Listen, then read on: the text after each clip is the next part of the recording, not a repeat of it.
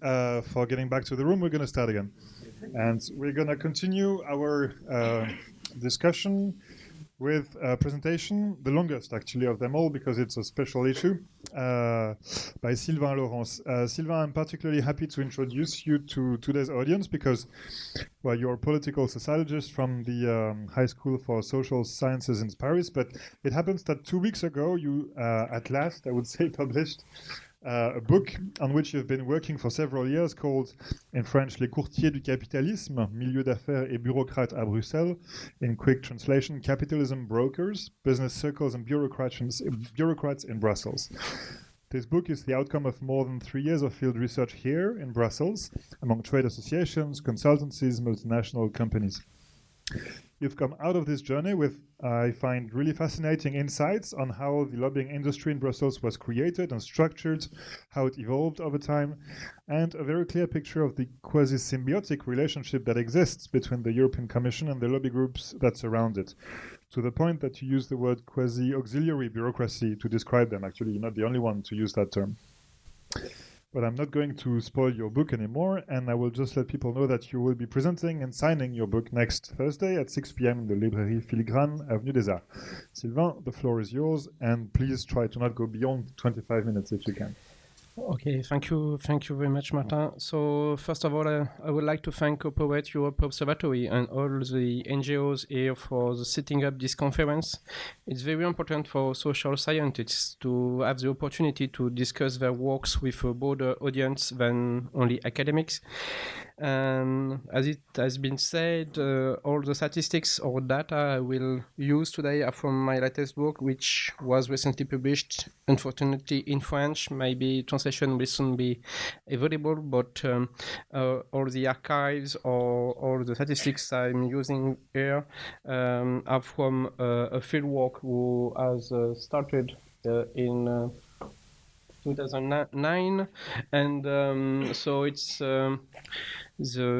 the book is a digest of all the results of a fieldwork with different components. So I will cite archives from European institutions, interviews with lobbyists and high-ranking civil servants from the EU institutions from different DGs, and I will also give some clues about the degree of scientificity of the internal meetings of business associations. So there will be 5 steps, 5 points in my talk today. First, we will talk about history briefly. I would like to underline that things we are talking about today are not so new or not completely new. Then I will point out what has changed since the 90s. Thirdly, I will present how the new forms of lobbying tend to be more and more scientific. And then I will show what is at stake for business in this enlisting of science. My conclusion will briefly deal with the consequences of all this for democracy. So first step, some words about, let's talk briefly about history. So the beginning of the EU institutions, so the relationships between EU institutions, business and science relate to the history of the EU Commission as a bureaucracy. If you open the archives of the European administration, you can only be struck by the weakness of this bureaucracy at its very beginning. So,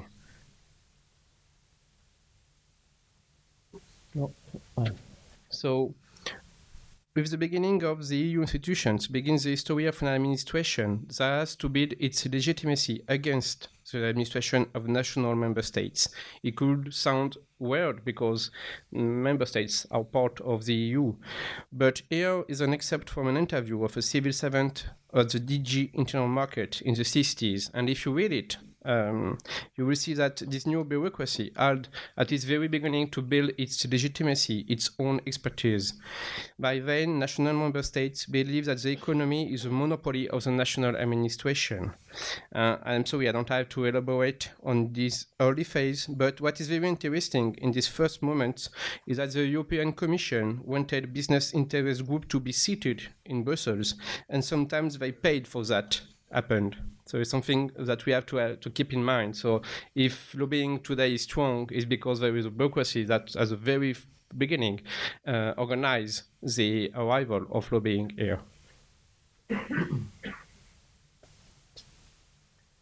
So, faced with member states, the choice of Commission official was to produce European data, asking the business community to collect it. But this emergence of a European economic expertise was not so easy. So if you want, I can give you a clue of what you found in the archives of the EU in the 60s. The main issue are what is the EU's iron production per year? What is the EU's car production per year? How can our administration deal with the United States during the gate negotiation if we don't have any aggregated data for the entire EU?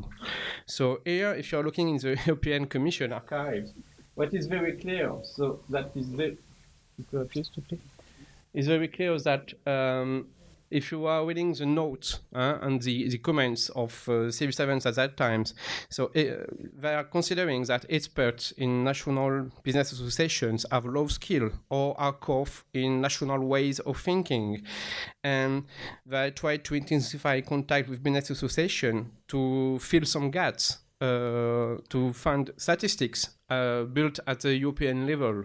So if you are just trying to have data from France and you ask for national administration, you will not always find the data. But if you call for Italian administration, it's the same problem. So the business organized on an EU basis would provide the expertise and the synthesis of their position. And this is what is really at stake in the 60s. So if you are considering the EU civil servant strategy at the very beginning of the Commission, they collect contacts of trade associations that agree to help the decision process. They built directories. So we talk about the transparency register, but the first directory for European Commission, it is in 1961. And here it is a copy of this register. In this first register of interest group, you will find a lot of contacts, of name, of people from different national administration, and European Commission is asking them to build coalitions and to build a new European business association based on national membership. So, next please. If you're considering in the 60s, 70s, and 80s, European business associations are quite a foreign table of national association, and this European business associations are guaranteeing civil servants a synthesis of business positions based on the expertise of different national associations. And they're also giving another guarantee to the civil servant. That is a position given from this European business association won't generate a counter lobbying in national member states. So it's a kind of less common denominator. But if you know that if your next directive will pass through the council if you just follow this kind of synthesis. So what is very important for me is to show that from the very beginning, the European business associations provide a kind of synthesis that is very useful for bureaucrats of European Commission. It's not only about science. I will talk about science and expertise, but it's also a kind of consensus or synthesis produced by business that guarantee to the people inside the desk, officers, each different units, that their position will pass through the council or different steps in the EU system. So if you are just considering how works the European Business Association in the 70s and the 80s, the General Assembly is quite a coalition of national trade associations. So you have European Business Association, for instance, for metals, and there is a kind of General Assembly with the German Association for Metals, Italian Association for Metals, and so on. And what is very interesting is if you are looking at the relationship between this business association and the European Commission, there are very strong links since the 70s between these associations, sometimes that have been funded by European Commission at its very beginning, and desk officers and head of units of European Commission. They are kind of relationship very close. Why? Because if you are considering what is at stake in member states, you can find national trade association, but the president is living here in the capital and he can meet sometimes the minister or so on. But in the case of Brussels, the president of European associations are not every day on Brussels. They only come maybe twice or 3 times a year. And all the time, it is the director of the association or the staff of the association that is directly connected and in interaction with people from the European Commission. The system was adapted to the evolution of EU institution. If you are just considering, so you take this is I have to explain this maybe. So if you are just considering here, so it is a directory from 1960 of the European Commission, the list of all business associations. Here the directory of 1973 and so on. And then you have the number of members, how many national associations are part of this European association. So you can see that at its very beginning, this association was adapted to the evolution of the EU because when there is an enlargement, the new member state is represented through this coalition of national members. So maybe, yes. So maybe next slide, please. So now I would like to say that this whole model of relationships between the EU Commission and business association has been impacted by at least 3 changes. And these 3 changes, next slide please, have made lobbying increasingly science-based because business interest groups are trying to maintain this historical privileged access to bureaucracy, to EU institutions. So what has changed since the 90s?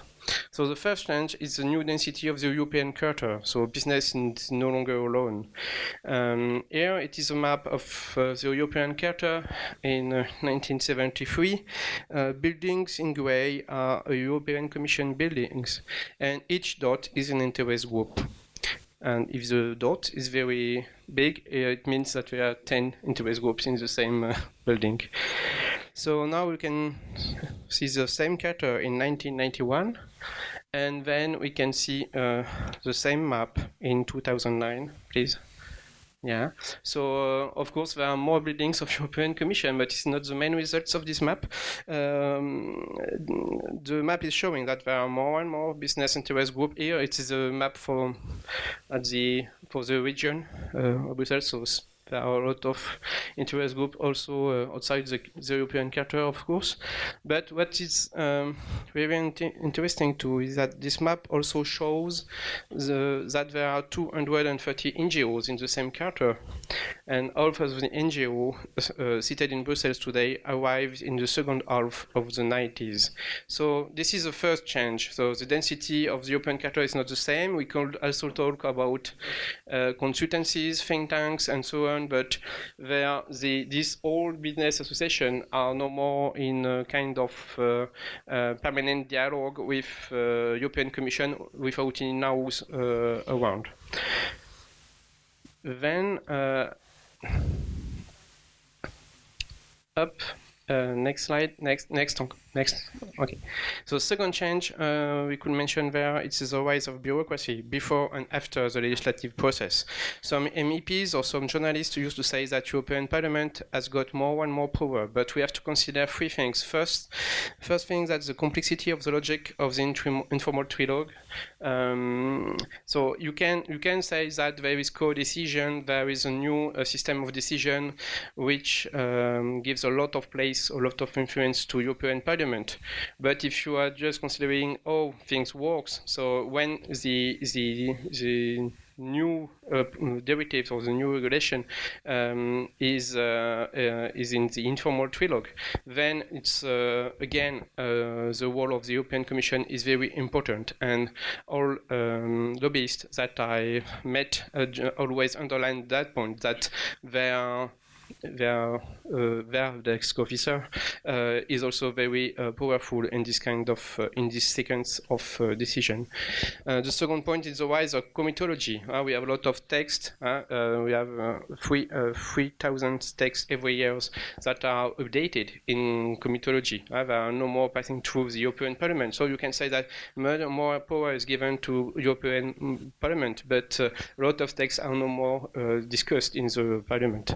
And then there is a third point I mentioned in my book is the rise of new agencies, where here there's a kind of new module. It's when we have a problem, you build a regulation, a directive, and this directive gives new powers to a new agency. And it's maybe for me the best case studies of this way of thinking is Directive REACH. You have a problem to solve that all dangerous products from chemical companies have to be registered. So you create a new agency, you put it in Finland, and then you have a kind of technical arenas that is created in order to solve a problem. So these two changes are very well known, so I pass on it very quickly. But I would like to underline a third change. Since the 90s, this is that European business associations are no longer a simple coalition of national trade associations. They are directly driven by European champions or multinational firms. This is one of the side effects of the construction of a common market. National champions became European champions or multinational firms. Here there are data from the works of De Freyne. Here, if you are just considering the seat, where is the seat of the 500 major firms, considering Fortune, and so you can see that there is a moment in the 80s where European firms begin to reappear in this rank. So here it's USA, here it's EU, here it's UK, USA. UK, sorry, and EU, USA, UK, EU, and you see there that since the beginning of the 2000s, there are more and more firms from the EU that reintegrate the ranking of Fortune because of the mergers. So you have a lot of national champions that are buying over national champions, and you have more and more biggest firms on the European continent. And today, if we are just counting all firms are represented in Brussels directly, that means that they have their own office in Brussels, or indirectly, that means that they are funding a business association or a think tank or a foundation. With the data I gave in the book, we can consider that maybe less than half of the biggest firms of the world are represented every day in Brussels.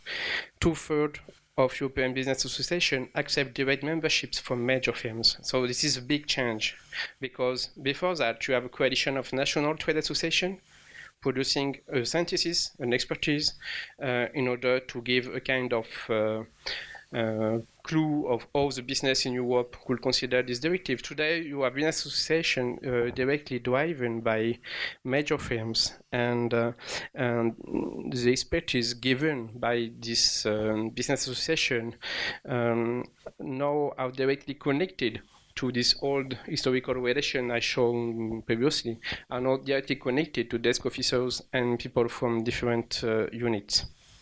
And these firms have enough resources to fund scientific forms of expertise. Because if you are just, well, maybe it's not useful, but it's just to show that there is no more this kind of general assembly composed from national associations. The membership now is directly composed of major firms of the sectors. But what is very funny, where that these major firms of the sectors in a lot of business associations are no more from Europe no more. If you are looking at the confederation of the machines for building, you will find Caterpillar, which is a Canadian firm. You will find Hitachi, which is a Japanese firm. But these firms are one of the biggest members of this European Confederation. So what we are calling European Confederation today, most of the time, are just a coalition of the biggest firms of the economical sectors. So this all the relationship with European Commission now is changed, because head of unit or desk officers of the different DGs are directly connected to business association, but where the thematic committees is now fueling the head of the unit of the desk officer with the expertise of the major firms of the world on the sector. It's quite a difference. It's no more, you are not trying to build a dialogue with people giving to you a kind of miniature of the what could the council look for your directive. Now the business association is giving to you directly an expertise based on engineers and people from the major firms of the sectors. So these three changes, I make the hypothesis in the book that this produce a new form of lobbying, new lobbying strategies. So the first strategy is easy to sum up. So in order to avoid NGOs and a lot of cause lawyers that are present in the European Parliament, most of the lobbyists today are trying to focus on Commission. And the idea is that MEPs are changing, but bureaucrats last for long. So we could quote here one of the manager of the European Business Association called Golim, and is explaining very well that since is here since the 70s. So in the 70s, the guy we were talking was maybe desk officer, but today the same guy could be a director general. You can also find this kind of, and it's not only about corruption, it's also about getting old in a place where no decisions are taken. It's very important to have this in mind. The second strategy we could sum up is know your desk officer. So this is an extract from an internal document of the CEOC, which is the Confederation for Certification and Business. And here you will see that there is a kind of a portrait of an high-ranking civil servant of a DG. What is very interesting here is that they are not focusing on an MEP. They are focusing on someone who is not known at all from the public. They are talking about this guy, Mr. Macmillan, who has been invited to the General Assembly of the Confederation, and they are expecting to keep good relation with this guy. But this guy that is presented to their members in their newsletter. This is not MEPs, and this is something very important to have in mind. And this is something that you can also find in a lot of training given to people in public affairs or lobbying.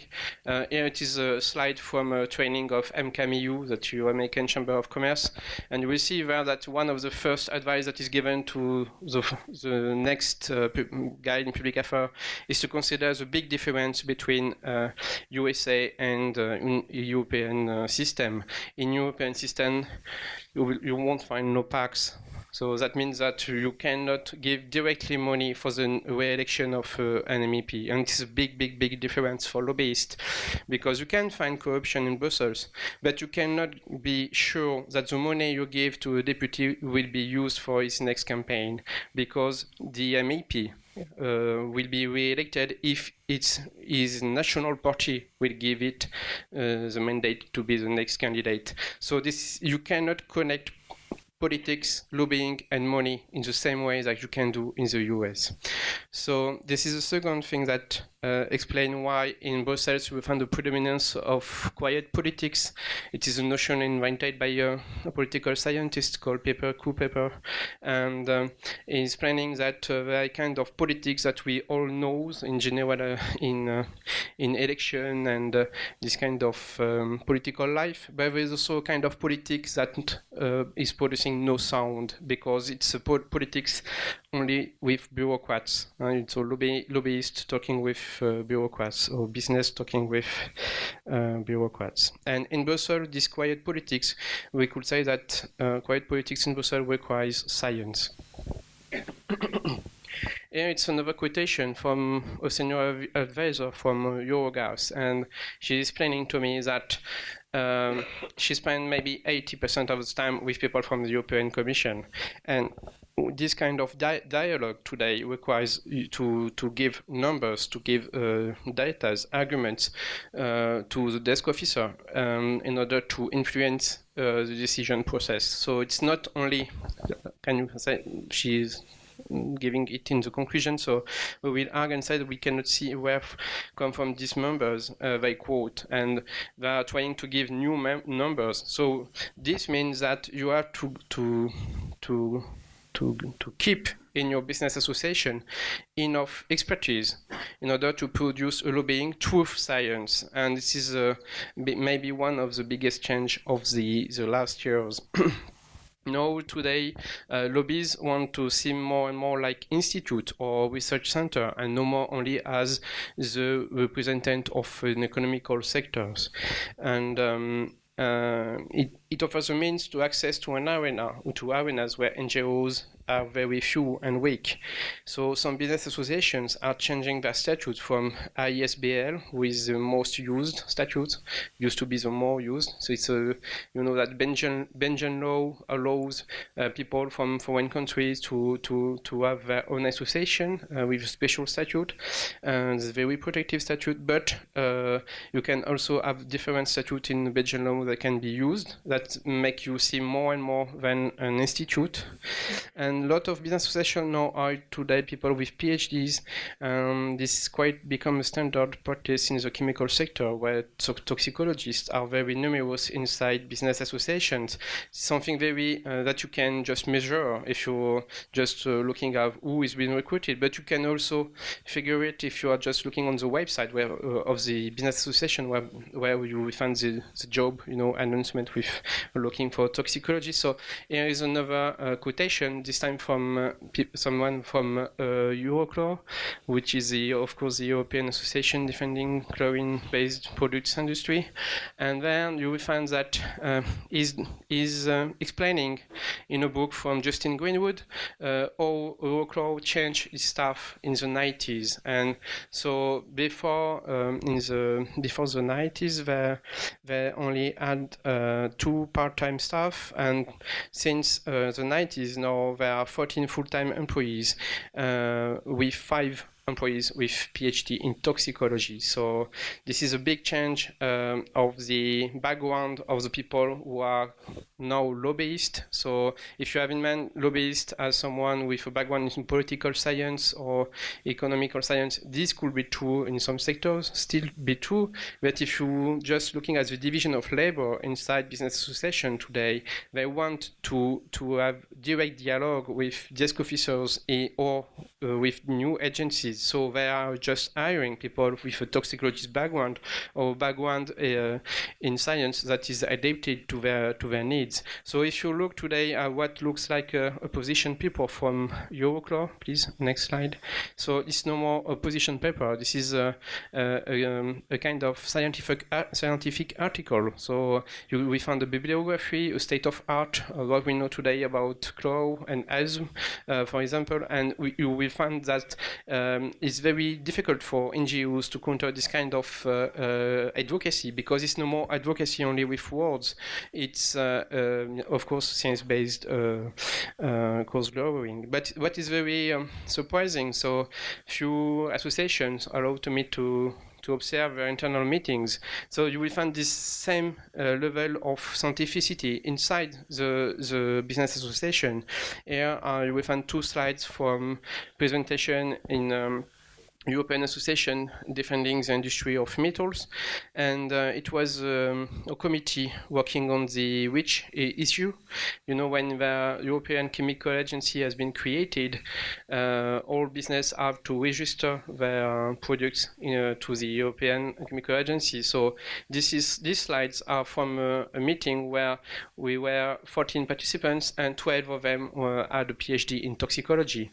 So all of them were able to deal with scientific articles, and all of them are trying to find arguments in order to find a new way to calculate the DNA, the Thank you.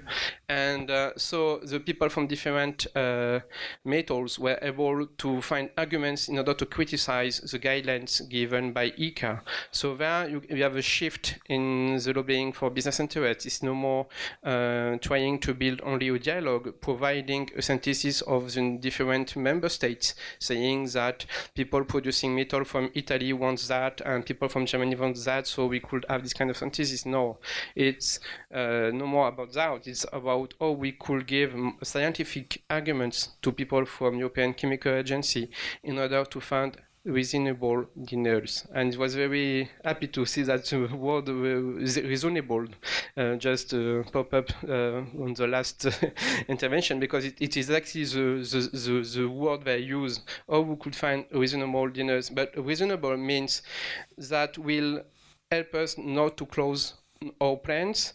Reasonable means we could go on our business, and it is something that can be heard as scientific, considering what we know from the other agencies, from the American agencies, and so on. But so of course European institutions are aware of this change, partly, I guess, but the only solution European institutions are giving for this kind of problem is to create stakeholders committees. So European Chemical Agency has its own stakeholder committee. Here it is the composition of this committee. It's from the website of European Chemical Agency, so you can find it online. So you will see that this stakeholder committee is composed 70% from industry association. But what is very funny, so if you are looking the little part that is given here for citizens, you will find ECETOC, that is, we could say, the toxicology department of CEFIC. You will find different associations that, personally, I would not put in the box citizen or environmental NGO. And what is very important there, this is not, again, about only corruption. It's about how you build a system where there is no balance of power, because people from European Chemical Agency would say that they pay you the travel to Finland in order to participate to this stakeholders committee if you want. They pay the trip, but who has the expertise? What kind of NGO could provide daily based expertise on toxicology issues, and who could just have this kind of dialogue with people who are creating the expertise that I showed before. So maybe this is the first point. The science today is useful because it allows to have a kind of quiet politics for lobbying. And if you, I got some time in order to, so, and there is another logic that explains that science is so important today for lobbyists, is that science allows you to win the battles on norms, labeling, and PPPs. And it is maybe as important as the things we said before. Sorry, Sylvain, can you define PPPs? Yeah, public-private partnership.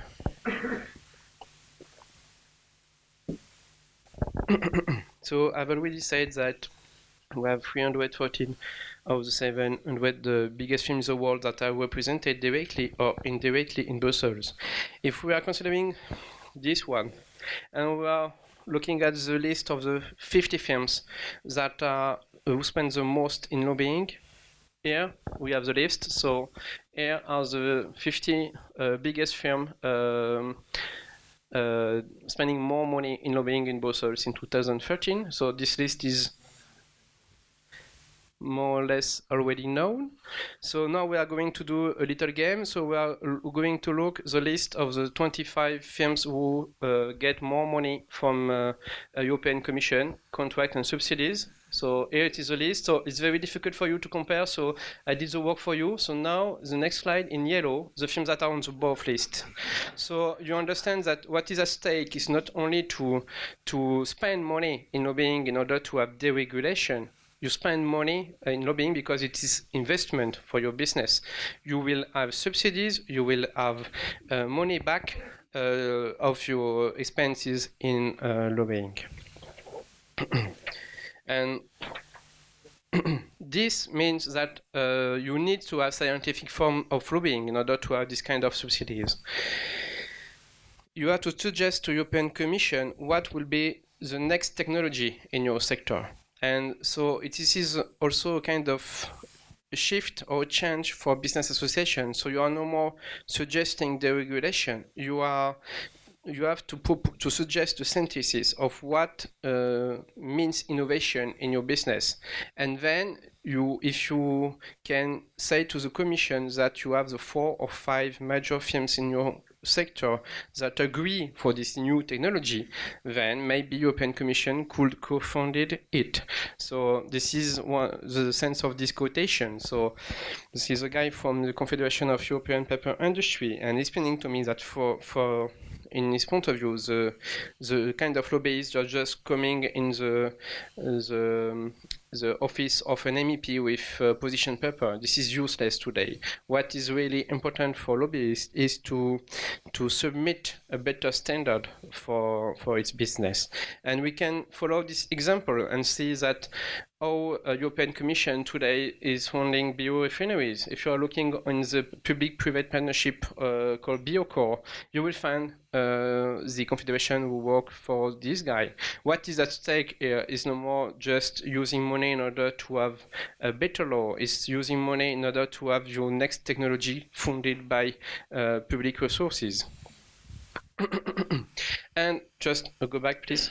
And it's often the case that it's a kind of also of environmental anti-dumping process, because when you are doing so you have your next technology that is funded by European Commission, but the best thing is that you could build then in a second step an anti-dumping case explaining that paper from China or Asia is not really fair in its production because of environmental issues and this kind of thing. So what is very funny that we can also find a kind of greenwashing that is not only we are using green words in order to appear green.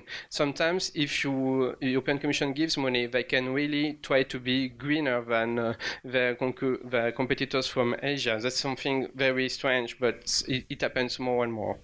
And the next, so in order to sum up, so European Business Association suggests to European Commission that the 4 or 5 major firms in its economical sector would agree on a new norm or new technology or new labeling for medicine, for instance.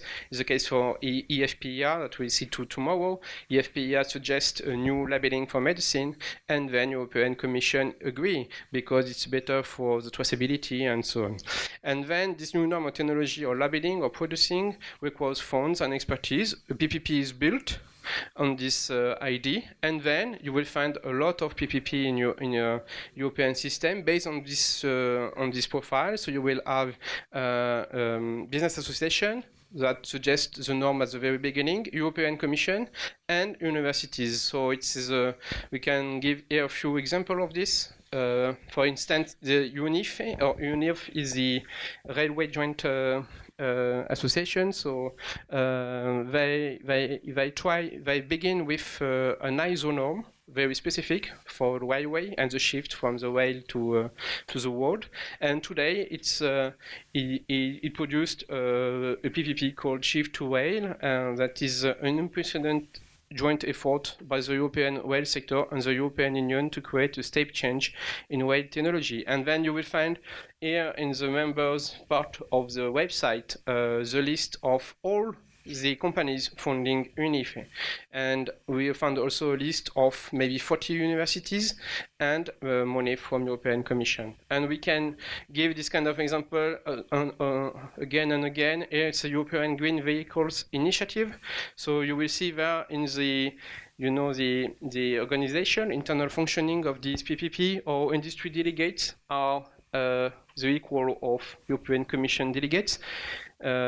it's weird, but there is nothing for citizen delegates. So we can try another example. So we can here try this PPPs, 6 billion of PPPs in research that have been launched in 2013 in December. And in all the board of these PPPs, you will find all these business associations, Ceremony, Uometo, Semburo, CEFIC. And this is the new form of relationship between this business association with a long history. We begin with that, and today they are just managing this money in PPP. So 2 slides in order to end this presentation. So first, what are the consequences for democracy? So first, if you consider that democracy is the legitimacy from election, what is actually the role of elected people in this system? You won't find any MEPs in any board of these PPPs. You won't find people directly elected, whereas we are talking about a huge amount of money. If you consider that democracy it's not only election, but it's an issue of balance of power. So you have to keep in mind what we said about the stakeholders committee of European Chemical Agency.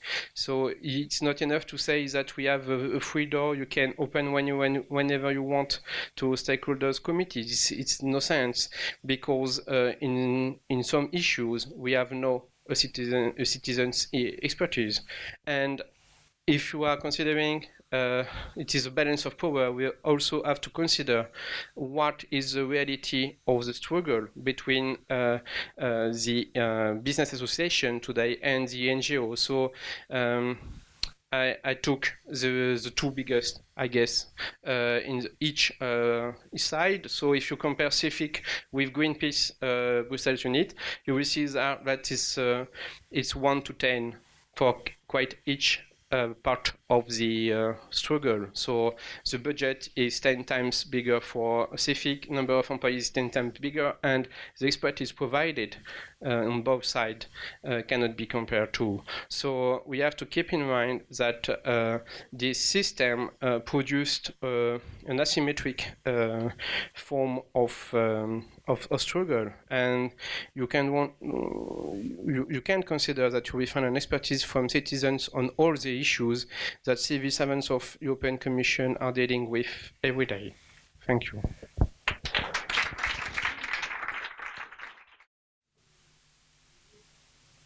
Yeah, okay.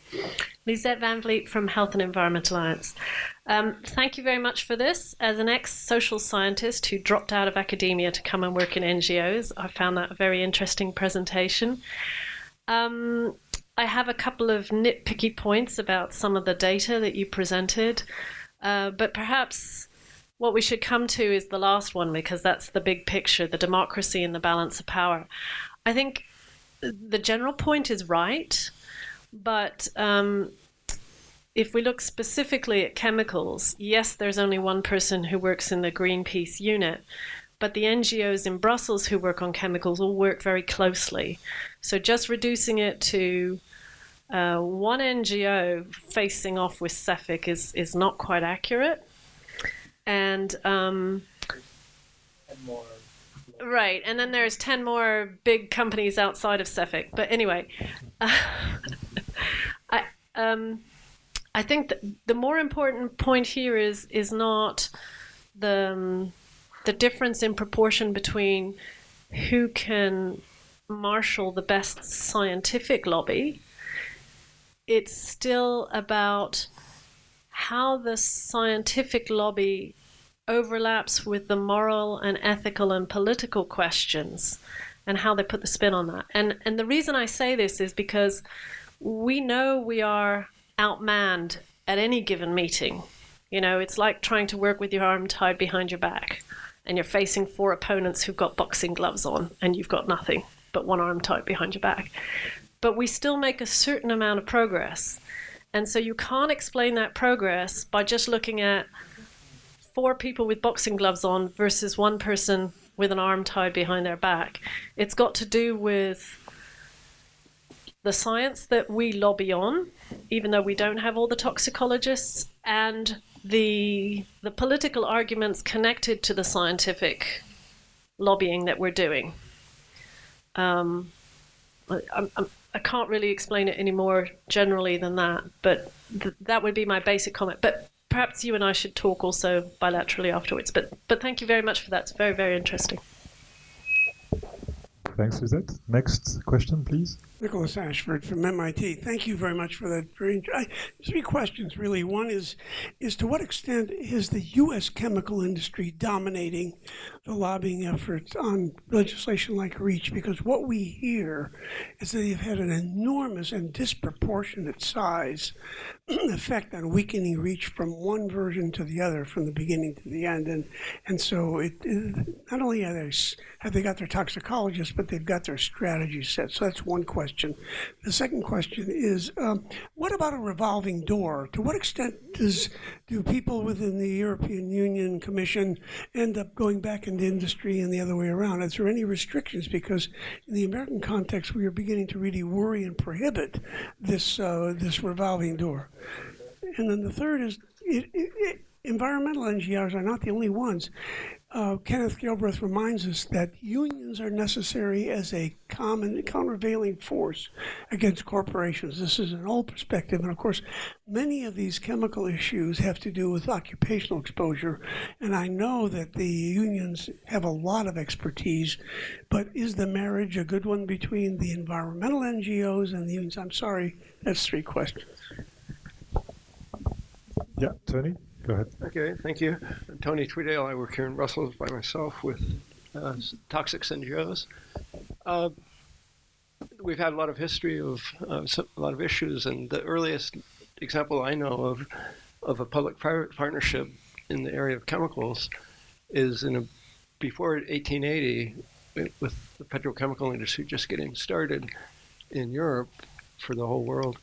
It was only Germany that probably at the request of industry, got all the organic chemistries, which was a brand new field of chemistry, to work for industry. I think hundreds of organic chemists and graduate students and PhDs, postdocs. I'd be curious to know of any other really early public-private partnerships. The earlier you get back in time, the more influence they have on what's to be the future. In this case, the real significance of it was that after they went into aniline-based dyes, which was the start of the industry, they had to diversify. And because of all the botanical knowledge that existed, the first area to investigate the structure-activity relationships between chemicals and their structures, what their efficacies were, was to turn botanicals into synthetic pharmaceuticals.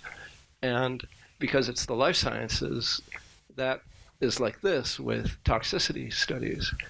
And these relationships between academia and the new petrochemical industry really literally created and determined the toxicity test methods that are still in use today and totally dominate chemical risk assessment. Actually, two questions. At the beginning, Andrea Saltelli, University of Bergen, and thanks, it was a really fantastic talk. At the beginning, you presented this evolution of kind of fatal attraction between the European Commission, the rising European Commission, and the lobby as some kind of an happenstance. I heard that there has been hypothesis advanced that this is not by an happenstance, but by design. What do you think of this? Second question is, you presented a very brilliant diagnosis. Is in your books also a chapter on how you see a solution to this kind of nesting of interest? Is this way the knot can be untied, according to you? I'm not sure I've understood your first point. Is the European Commission by design meant to serve industrial interest, or it ended up serving industrial interest by the way it happened to find itself by chance, by happenstance? Right, I'm not sure.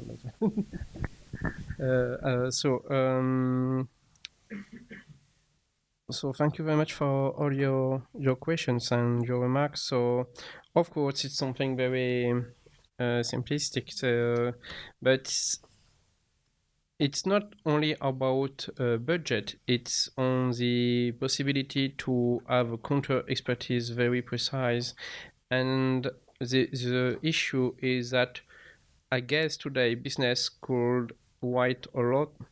Well, the best way to answer to your remarks is to say that, oh, you build a position paper when you work for MCAM EU. So in the first page, you are just writing that everything has to be green. You have to save all of the polar bears. You have to be very open with green process. And then in the second part, you have technical amendments to the Commission proposal. So I'm not so sure that so the work that NGO are producing is very important, because they are rebuilding the links and they are fighting this disconnection between the general principles and the truth of the technical application of and the amendments they actually suggest. But we cannot do that for all the products registered as the European Chemical Agency. And what is very funny is that civil servants from European Chemical Agency can't do that job too. Now, if we were doing an interview with a guy from the European Chemical Agency, we're explaining to you that 95% of the files registered are not opened. Just take it. And because the file has to seem well built on the state of art, but they just pick some files that NGOs will point with a finger. So we have a strong dependency of the ability of NGO to dramatize or to focus on some cases. But today I'm not sure that these cases are not suggested by a part of the business. And this is something very strange, but we have to figure out that a part of the business can make some green turning point in the process, and they can use the ecological argument in order to disqualify their competitors. So this kind of, we have to keep this in mind, because sometimes I think NGOs win battles, whereas they are winning battles with the help of a part of the business. It's very hard to say that, and it's a way also to answer to your second question. I have no solution at all. I'm very pessimistic about the next step, but I think we should just considering the things as scientists. So it's and I think it's the same thing for me for other battles NGO won. Sometimes we win, but we win not alone, with people from business just suggesting some points, and the questions about the US chemistry companies and which it's very funny, because now one of the issue of the TTIP is chemistry companies from as BASF for Europe trying to have the REACH process implemented in the United States through TTIP. So we firstly the European chemical companies were against REACH, but today they are considering that they are just registering their products in an agency quite alone. 70% from the stakeholders committee are from industry. So and I think they find this regulation may be a commercial weapon against US chemical companies who have to pay people to register their product, and they kind of an irony there. I think that sometimes you can find regulations that where business are against, and then they could use it as a tool for economical struggles. And I don't talk about revolving doors in my book. I talk about revolving doors in my book, but just I begin with the case of a young guy, who start to work for a national French trade association, MEDEF, and then works for European Commission. And I think that we have a kind of we have a system built with two legs. You have bureaucracy and business, and you have people at each level that can change the sides. But what is we have to get in mind is the system. If it's not lobbying against bureaucracy, so you are using law and bureaucracy in order to have a better position in the economical field, to have subsidies, to be inside PPPs, and so you can find bridge, of course, on the two sides. And chemical sectors is not different from this perspective, but for you can't explain this only by a kind of cohesion or a kind of just a switch from public to private. It's in both sense, and it's every day. And we could also say that some careers are built on this ability to be permanently in the revolving door, because you have some steps in the career in business association, your wage can stay very very low, so you try to go to be for internship 2 years for European Commission, and then you go again on the business side, so it's a permanent revolving door. And your last remark on occupational exposure for me is very important, because I think that we are what we call today the social social dialogue in Brussels. You will, if you take the list of the 1,000 business associations that we made the history today, you will only find 15 of them registered as the European Social Dialogue. And the other part of the European Social Dialogue, there are employers' association with no means, no employees at all. It's very funny. But the reality of the law is taken.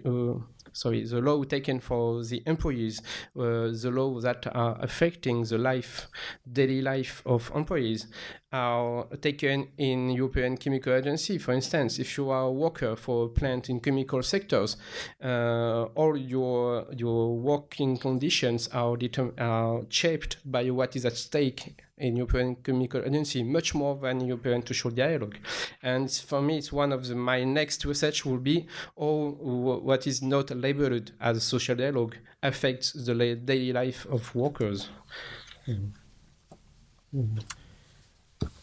Thank you, Sylvain.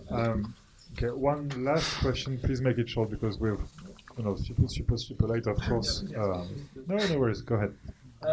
Because the European Commission and business corporations are so interwoven with each other, can you? Is it fair to label them as like one big corporation, or is that a bit? You mean, am I considering the business association as a big corporation? No, the European Commission, yeah, as one body with the all these corporations. Like, are they even? Can you consider them separate? No. For me, it's not. It's not a good thing to think that all the civil servants of European Commission are working directly for companies. They are civil servants, but the truth is that capitalism needs bureaucracy. That's the only thing. So you can't have a market if you haven't any law of ownership, of trade, so the game is to make this law better for your business. So that's here. The relationship is here. But what is very, very funny that you cannot also build a bureaucracy without having the legitimacy given from the business. At the very beginning of the European Commission is very clear.